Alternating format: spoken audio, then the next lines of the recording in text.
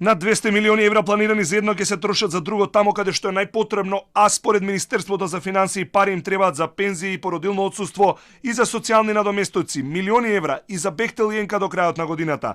Министерката Кочовска одново тврди пари во државната каса има, ова е редовна пракса на крајот од годината. Еве ви еден пример, дополнувавме за Бехтел и ЕНК. Сега вака од поголемите износи, бидејќи навистина таму имаше и многу мали износи кои што не би ги коментирала, сега ги гледаме оние покрупните износи.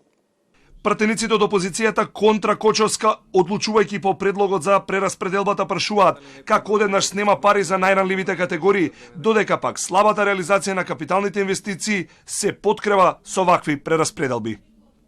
И префрлате 3 милиарди динари во ПИОМ и тоа го кажувате дека еве тоа е за исплата на пензии. Не, почитувани пензионери.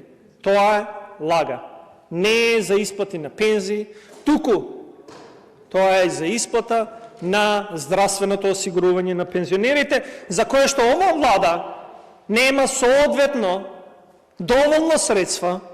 Нова е барањето, а денешната вест од Кочовска е дека македонската економија во третиот квартал бележи 3,8% повисок раст, повеќе се инвестирало и градело, па така земјата со економската активност се впишала на третото место за Ирска и Данска во Европа. Доколку се анализира БДП од производна страна, раст е забележан во сите сектори, при што особено се истакнува силниот раст во градежништвото од 21%.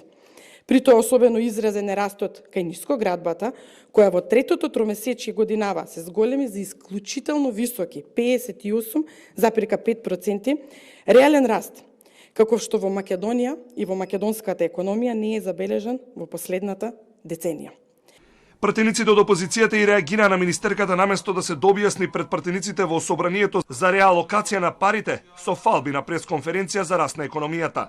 Загрижени се дека оваа влада ќе ја заврши годината со најниска реализација на капитални инвестиции, едва над 50%.